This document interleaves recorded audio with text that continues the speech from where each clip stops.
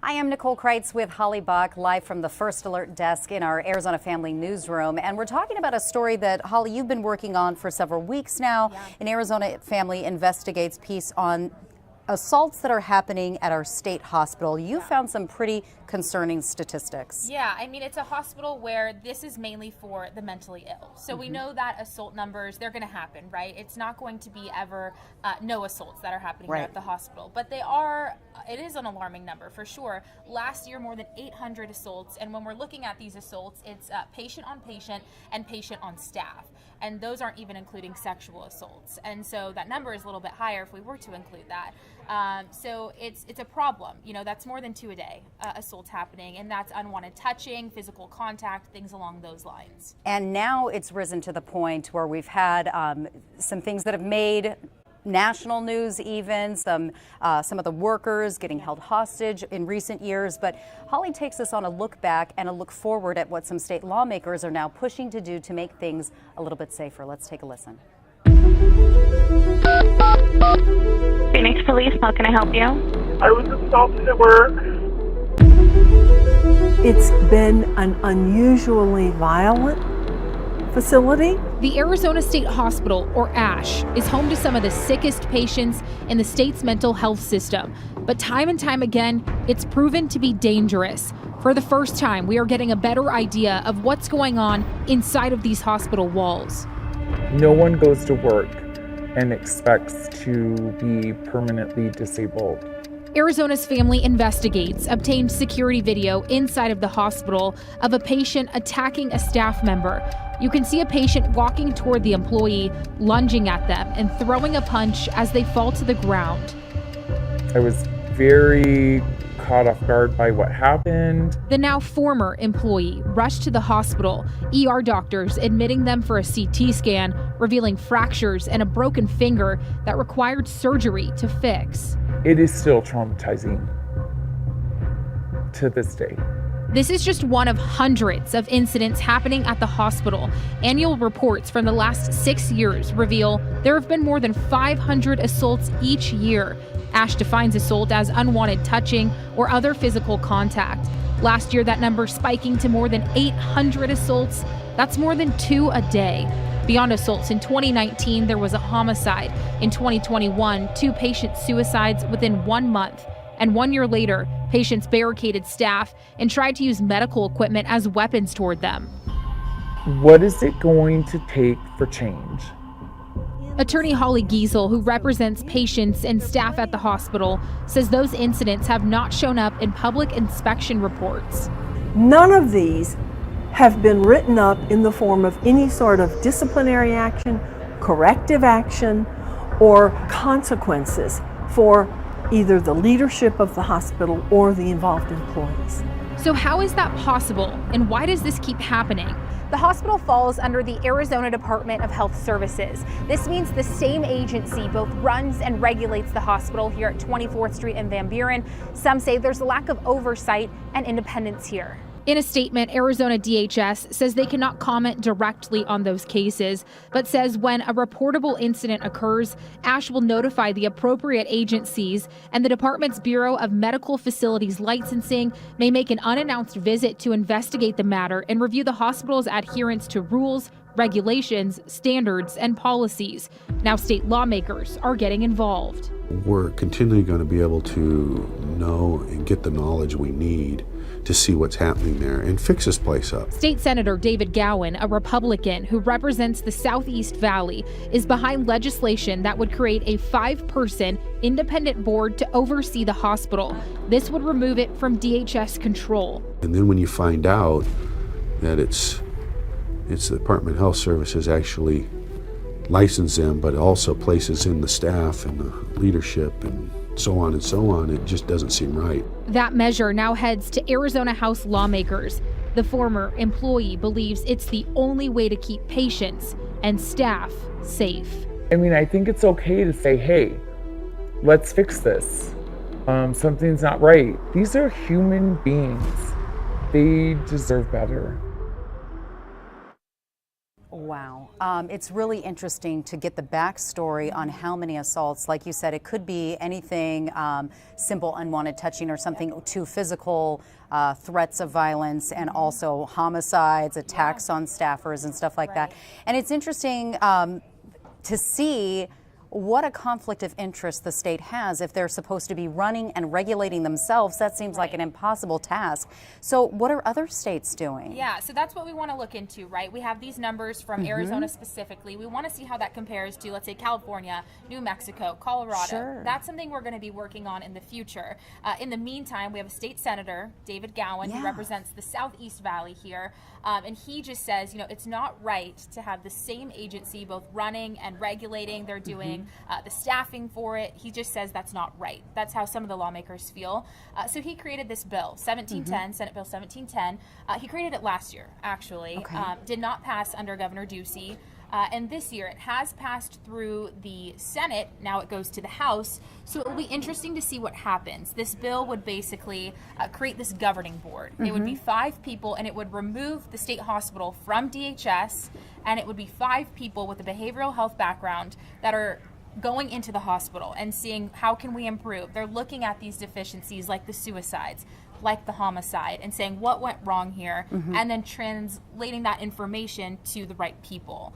So there's a little bit better oversight is the goal with that bill. That's what the hope is. And you said for him it's personal. How did he get interested in taking a look at this? Because it did make big headlines when we had those, some of the inmates, or I should say, state court ordered to be psychiatrically held at this facility. Some of them did take some of the employees hostage, and that was back in, was that 2022, right? And they barricaded them in there, and that was a real big threat assessment for everybody, saying what the heck is going on in there. But he actually had his sights set on this issue for some time. Why is it personal for him? Yeah, it was interesting to learn. It was not something I was expecting him to really answer this way. He has a family friend since he was 4 years old, very close with this person, and they started to have some mental health issues as they got to about 20 years old. Schizophrenia set in, and he saw his friend's life kind of deteriorating and said, you know, what is going on in his life and how can we help? It was an issue where his family couldn't necessarily take care of him. He may have had to go to a long-term care facility. And he said, how would I want this important person in my life to be treated? So when I'm looking at the state hospital, I don't know how the treatment would be for him there if he was in there. So he kind of took that to heart. It was a personal experience for him, which is very interesting. And like I said, it did pass 27-30 in through the House itself. And so it seems like there was a lot of support behind this, and people understanding his reasoning of these are eventually going to be people who are going to be let out of this long care term facility out into the community. So we want to make that health, their experience there, a good one, because then they're eventually going to be out with the rest of the community. When then Governor Ducey refused to sign off on this because, like you mentioned, it had bipartisan support in the last legislative session, did he ever make a statement as to why he didn't want to support something like this that seems like it's in the benefit for the safety for the employees and for those who are being held there? Yeah, we don't know exactly why it wasn't passed, and it will be interesting to see where it will go this year under Hobbs. It'll be very interesting to see, especially now it goes through the House, and Gowan believes it will pass through there, and then obviously Hobbs will be the determining factor with this one. So he told me that in their conversations that a lot of people have felt like, why would we not do this? Why would we not give it better oversight? And through the last administration, we're not sure why that wasn't something they wanted to sign off on. It could be because we talked to the former director of the Department of Health Services. He says sometimes it just comes down to an agency doesn't want to report on itself. And so if you're the one on top of all of that looking, you know, this is all falling under you, it could make you look like you're not doing your job, or it could make it look like you weren't filing deficiencies for certain things that should have been filed, like the homicide, the suicides. It could come down to that. That's something that is a little being bit a red flag on a record for a governor or other state leaders, which is pretty interesting. Staffing has been a chronic concern, not just for this industry, but it is a really big problem. They're having a tough time recruiting people who are willing to work with people who are criminally and psychiatrically deemed necessary to be held in these conditions. Right. I think you definitely have to have a passion to want to work there, you know, and that's what the former employee we talked to, they loved working there because they had a passion for that. But unfortunately, under those circumstances with the assault that we saw in that story, they just couldn't do it anymore. Staffing has been an issue. When the suicides happened there at the hospital, multiple employees telling us they feel like if there were more people looking over those patients, maybe it wouldn't have happened. And so staffing right now, there should be about 730 positions full. Right now there's 100 that are open. So they're looking for behavioral health techs and nurses, and they say they are actively recruiting. DHS says it's been a problem across the healthcare system itself. Yeah, if you look at any hospital, not let alone one where you're dealing with criminally insane patients anyhow. Right, and so we know that's been a problem in hospitals all across the country. Specifically here, 100 openings. It is a problem for sure, and that's something they say they are actively working on.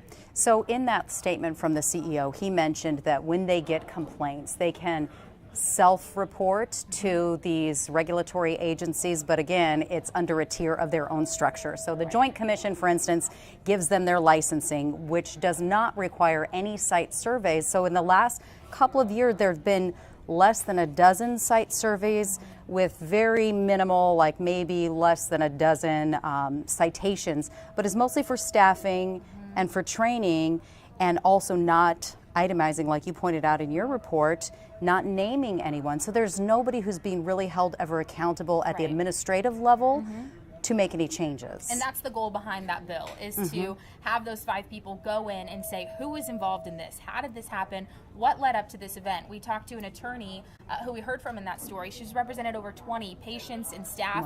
And she said that, for example, the homicide, recent escapes from the hospital, the suicides, those haven't been filed under appropriate deficiencies. And so how can you have these things happening at the state hospital and nothing is being filed? And so that's the concern, is where is the oversight there, and where is the group going in and finding out how did this happen and how can we prevent this from happening in the future? If there's no necessary paperwork filed, and then it's very hard to track back, like, here's a red flag. This same employee is dealing with the same issue, and there's really no oversight for that. So how quickly could things accelerate and move here? Yeah, so the bill has been in the House kind of waiting there for quite some time. There's been a few hiccups on the way with other things that have impacted it. So we have no estimated timeline on when it could pass or not pass through the House. I would assume sometime within the next couple of weeks. And then, of course, it will go to Hobbs, who it will be very interesting to see what she does. But there have been other former state lawmakers who have also taken to social media calling her out and saying we need better oversight. Nancy Bardo, a former state senator, even today posting online, Katie Hobbs, we are looking for help. And so there's definitely the support behind it, it seems, from state lawmakers. It'll be very interesting to see. And of course, we'll follow that timeline to see what happens with this bill. Well, it's certainly something that is worth putting some focus on, and we appreciate you going back through all the paperwork and giving us a very helpful timeline of the problems that have been happening there that appear to be rather chronic when you have a state agency licensing and regulating itself. How long can that sustain? Holly Bock, thank you for this investigative piece, and we'll look forward to that next step and seeing if this is taking on and gaining traction in other states. We'll have it as our lead story coming up tonight at 6:30 on CBS 5 and 3 TV. Thanks for watching Arizona's Family. Watch us live wherever you are. Our mobile and streaming news app. You can also watch